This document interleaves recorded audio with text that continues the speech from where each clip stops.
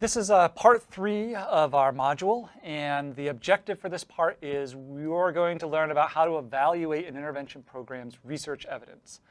So the last part we were talking about evaluating program materials. Now we're going to be evaluating the research evidence that supports that program. And just to ground us a little bit, we talked about different kinds of intervention options for reading, and here we're talking about an evidence-supported program, and also within our DBI model, we're thinking about the kind of top of the model here where we're starting with a validated intervention program. So this is a program that has a scope and sequence and that has a sequence of lessons teaching content in reading. So the things we're going to focus on when we're evaluating a program's research evidence, 3 things. First, we're going to see whether or not there's an independent review out there, whether one of the sites that looks at and compiles evidence on the effectiveness of an intervention program has reviewed this program. We're also going to look and see whether or not the program has been validated by high-quality research studies. So we're going to look at the quality of the research, but then we're also going to look at the effects from the research. Have the studies evaluating the program showed positive effects on important student outcomes? So just like we have in the other parts of this module, we're going to be using corrective reading and sound partners as 2 examples to kind of go through this process and go through this evaluation process. And I'm going to be talking through with you the research evidence around corrective reading, and then some activities. You're going to be in your workbook looking at the evidence for sound partners.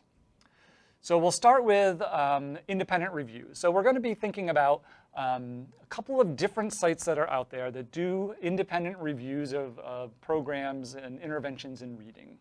So one of those is going to be the National Center on Intensive Interventions. So that's one of the sites we're going to look at. We're also going to be looking at evidence for ESSA.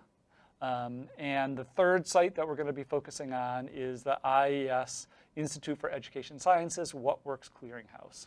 So those are the 3 sites that we're going to be using to see whether or not these 3 have done independent reviews of the programs that we're talking about. So we're going to start with corrective reading, and we're going to look to see whether or not any of these 3 sites have reviewed corrective reading, the evidence behind corrective reading. So this is a sort of simple yes/no. Has corrective reading been reviewed by any of these 3 sites? So when we look at the National Center on Intensive Interventions, we look at the tools charts and in intervention for academics and reading, we see that corrective reading has not been reviewed by the National Center on Intensive Interventions. So that doesn't mean anything other than that that's not one of the programs that they've reviewed using their protocol. When we look at evidence for ESSA, we do see that corrective reading has been reviewed by evidence for ESSA site. And we also see that corrective reading has been reviewed by the What Works Clearinghouse. So when we come back to this first kind of evaluation question is, has corrective reading been reviewed by one of these 3 sites? The answer is yes, it has. It's been reviewed by evidence for ESSA and the What Works Clearinghouse. I think just a note here to say that these aren't the only 3 sites or the 3 places that do these kinds of evaluations of the research evidence about programs. But there are 3 sites that, that I feel pretty good about, that the information on these sites is trustworthy. The 3 are independent sites that either have been funded by the U.S. Department of Education or by other groups and have done a pretty comprehensive evaluation of the program. So I feel like these are sites that we can trust. That doesn't mean that there aren't other sites out there that also do independent reviews of the evidence around certain reading intervention programs. So the first activity then is to go into your workbook. And for sound partners, you're going to investigate on the different websites for NCII, evidence for ESSA, and What Works Clearinghouse to see whether or not sound partners has been reviewed by one or more of these programs, one or more of these sites.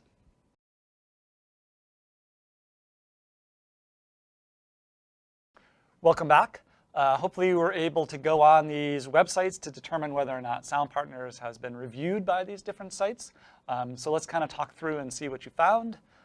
First, on the National Center for Intensive Interventions, you should have found that Sound Partners has been reviewed by NCII, and there actually are sort of 4 studies here that have been reviewed that are evaluating Sound Partners.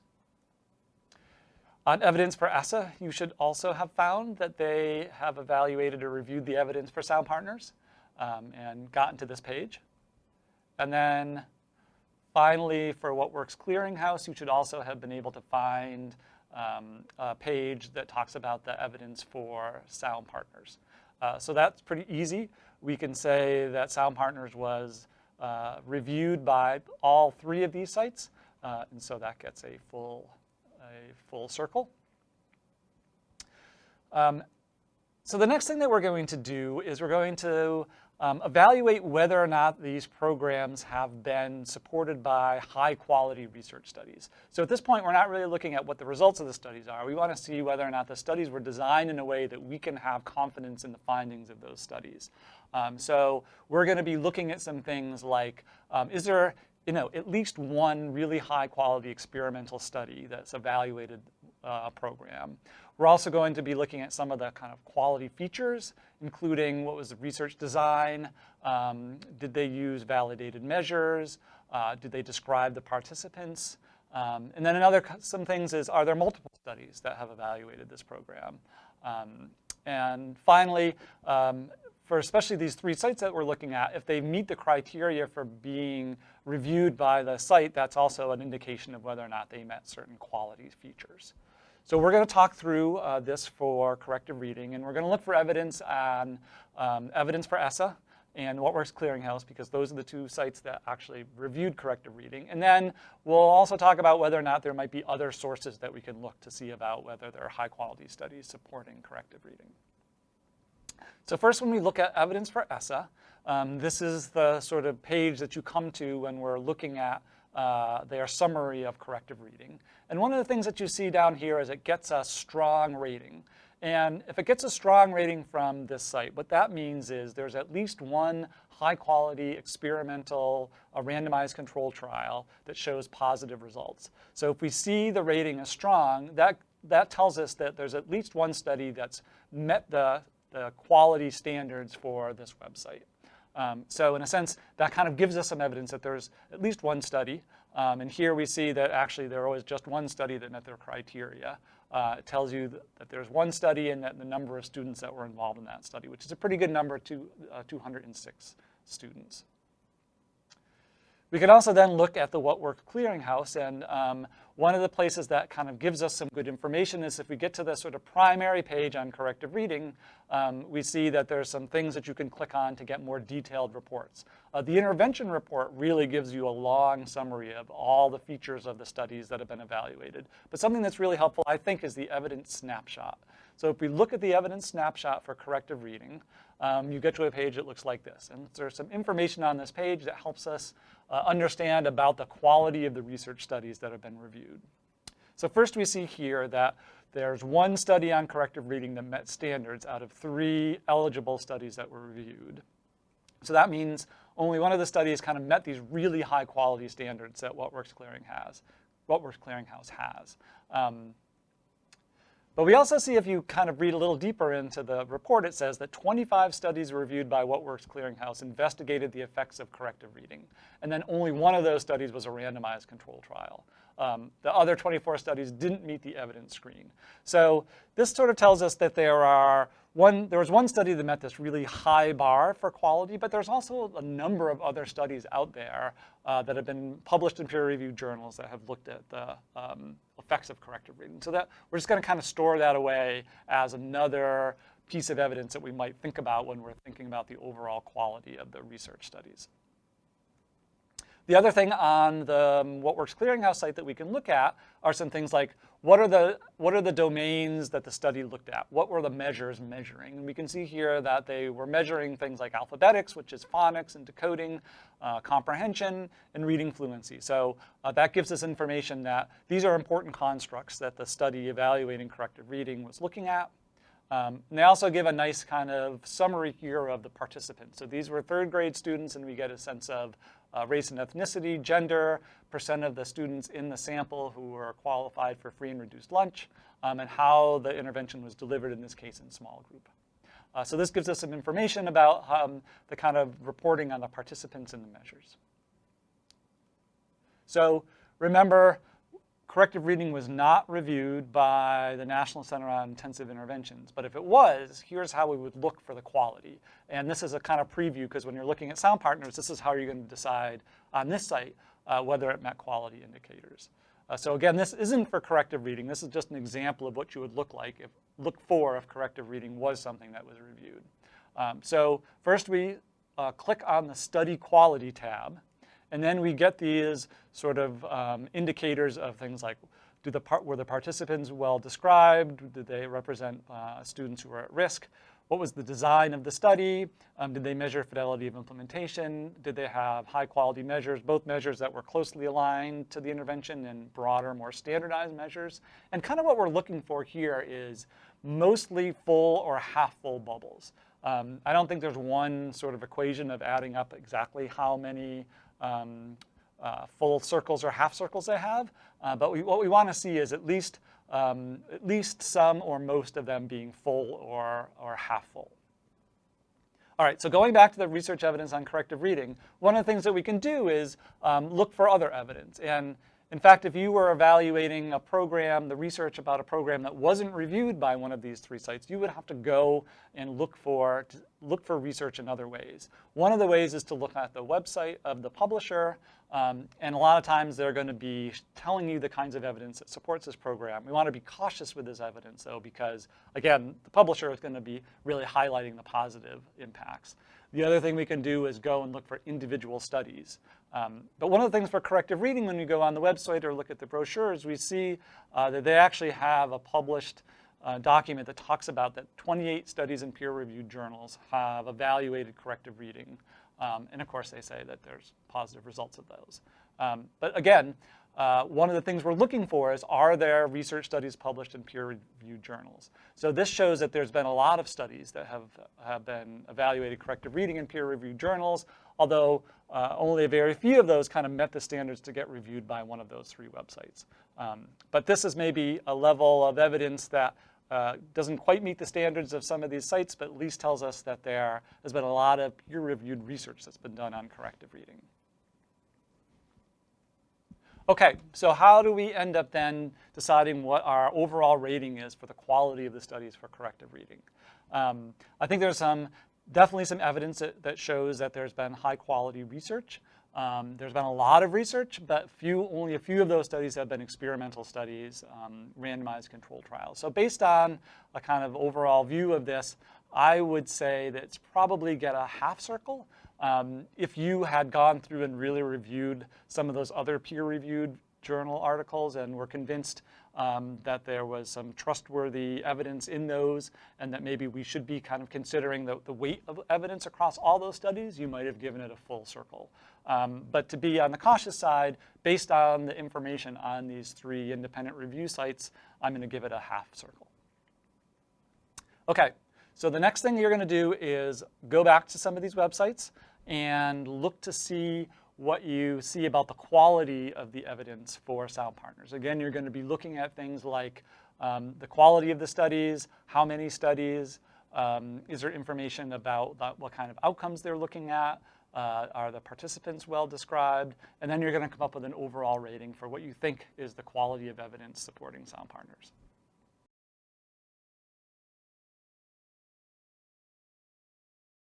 All right, let's review the evidence about the quality of the studies that have been done evaluating Sound Partners.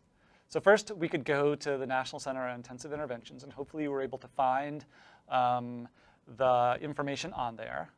And so what we see here is across the 4 studies that were reviewed by NCII, we see that they've mostly received pretty high ratings around the quality of the design, the description of the participants, the kind of measures that were used. So this is pretty strong evidence on the quality of the studies. So again, we have multiple studies, and each of those studies seems to have met pretty high standards for the rigor of the studies themselves. When we look at evidence for ESSA, we see down here that it's also received a strong rating, which means, again, that there are high-quality studies that show positive effects. You also see that there's a little kind of star next to it. That's a sort of like strong plus. That's sort of even more evidence around the quality of the studies.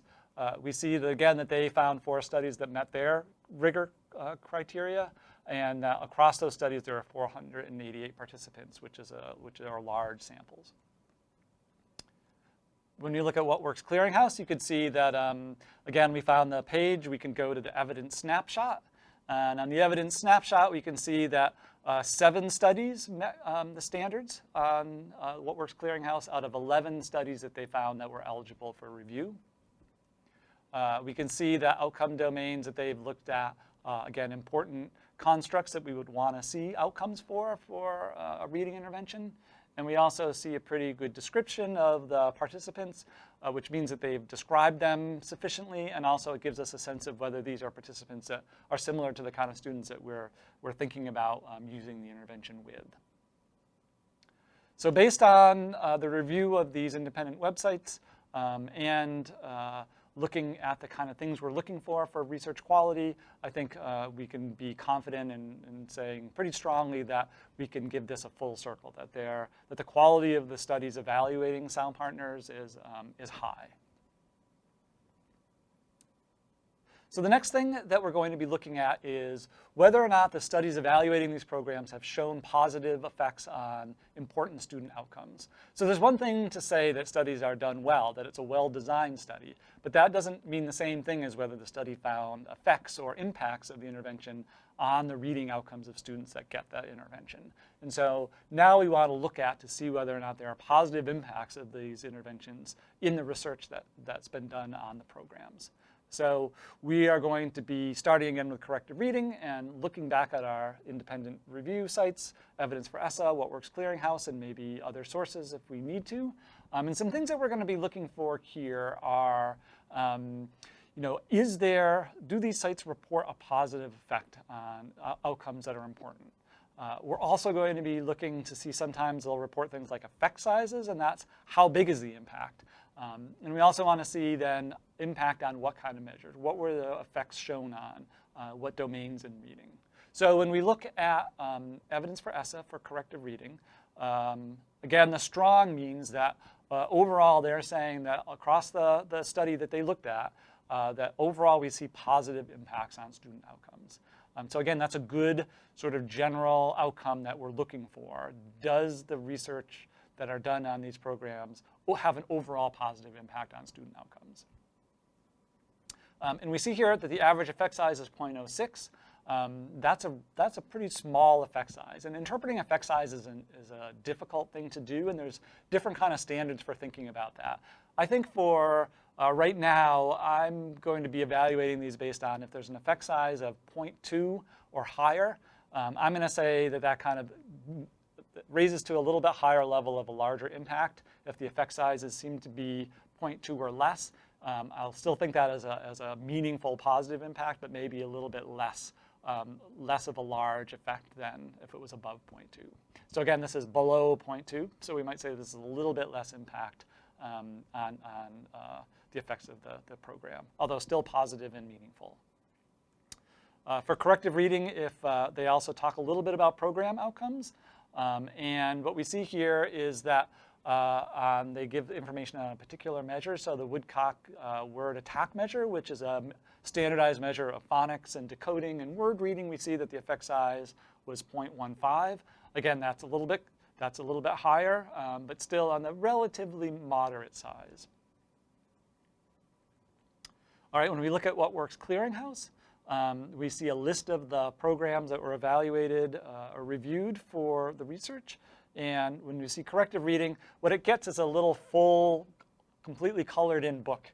And that's their signal that means that this is a program that after it's been reviewed has shown overall positive impact on student outcomes. So that's, again, kind of like the strong rating from evidence for ESSA. So if you see a kind of full filled in book, that's a good sign from What Works Clearinghouse. That's a sort of overall indication that they found that this has positive effects. We can also look at the intervention evidence snapshot. And what they say here is that corrective reading was found to have potentially positive effects on both alphabetics and fluency. So those are two dimensions of reading that we are really looking for. Decoding word reading is for alphabetics, and fluency is fluency, and then no discernible effects on comprehension. And again, one of the things when we're evaluating the evidence on some of these sites is just because they say that there was no discernible effects doesn't mean that this is a program that isn't going to have impact on some of these domains like comprehension. It's just that in this particular study, they didn't find effects that were statistically significant or substantial. So we want to take that with a little bit of caution. And the way I kind of look at these is if they are showing positive effects in general, on some measures that we feel like are important, that's a really positive thing, especially on these sites that have a really high level of rigor and that has to meet high standards to get reviewed by these sites. So again, corrective reading wasn't reviewed by the National Center on Intensive Interventions, but if it had, here's how that we would look to see that. First, we would click on the Study Results tab, and then we see down below that we see some numbers and some different things to look at. And what we want to look at here is the effect sizes, again, for the measures that are close to the intervention and the broader, more standardized measures. And so this isn't for corrective reading, but again, if this was a program we were reviewing, you can see that the effect sizes here of 0.58 and 0.29 are both positive and pretty are sort of meaningful and substantial. All right, so let's go back and think about what our overall review is for the positive effects of corrective reading. So because this was reviewed by two sites in both Evidence for ESSA and What Works Clearinghouse, overall results were given sort of strong effects and overall positive outcomes.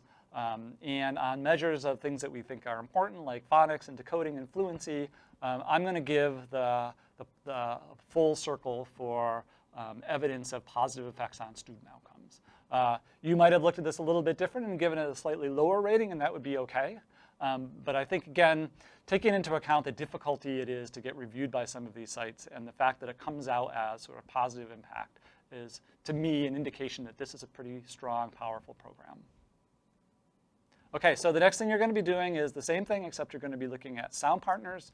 You're going to be going to these sites that we talked about and looking to see what the effects on student outcomes are. So you're going to be looking for things like, what are the effect sizes? Are the effect sizes generally 0.2 and above or 0.2 and lower? You're going to be looking at what kinds of measures or what kind of outcomes there were effects on, phonics or fluency or comprehension. And you're also going to be then sort of combining that information across these sites to come up with an overall rating.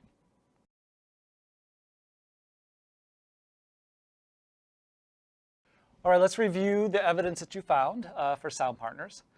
So first, let's go to the National Center on Intensive Interventions. And when we're looking at the outcomes of the effects on student outcomes, we could see that when you look at the types of measures that were given, you can see that's a pretty comprehensive list of measures that look at things like reading and writing and pre-reading. When we look at effect sizes for measures that were aligned with the intervention, we see pretty substantial effect sizes, all above 0.2. And even when we're looking at standardized measures, we see effect sizes above 0.2. So this is pretty positive evidence from National Center on Intensive Interventions that there were meaningful student impacts on reading outcomes. When we look at evidence for ESSA, we also see again that we have the strong rating here, so that's a good sign of overall positive impacts. We also see the average effect size of 0.58, which again is a pretty substantial effect size, definitely higher than 0.2. And then when we look at What Works Clearinghouse, Sound Partners gets the full colored-in book, which again means that overall effects are positive. And then when we break it out a little bit, we see that it says that Sound Partners was found to have positive effects on alphabetics, fluency, and comprehension. They say no discernible effects on general reading achievement. I'm not quite sure overall general reading achievement is if it's not alphabetics, fluency, and comprehension. But I think they have some criteria for what those measures might be. So again, we see that there are positive effects, that the effects are fairly large, and that we see effects on multiple domains in reading. So all of those things, I think, are going to lead us to giving this a full circle for effects on reading outcomes for students. Okay, so we've gone through kind of and walked through what it looks like to evaluate the research evidence supporting a program. And some of the things that we talked about are, is this something that's been reviewed by one of these independent sites? That makes things a lot easier because they've sort of done the work for you. If it's not reviewed by one of those sites, that doesn't mean that it's a non-effective program. It either means that they just didn't review the research on that program, or the research on that program hasn't met certain criteria that that reaches the level of rigor for it to get reviewed. So that puts a little bit more emphasis on individuals to have to go out and look at the research themselves. Or it also puts a little bit more emphasis on your review of the program materials if it's not been reviewed by one of these sites. The other thing that we're going to look at if it has been reviewed by one of these sites is what's the quality of the research? Are the studies well done? Are there multiple studies? And finally, we're going to look at what are the effects on student outcomes. So as part of your application assignment, the reading intervention review, you're going to complete the second part of this, which is going to be looking at the research evidence. So the first part was looking at reviewing the program materials. The second part is looking at the research evidence. The information will be in your workbook on how to complete these, and this is something that you will submit onto the portal. So this is the end of Module 3. So thanks very much, and good luck with your intervention review.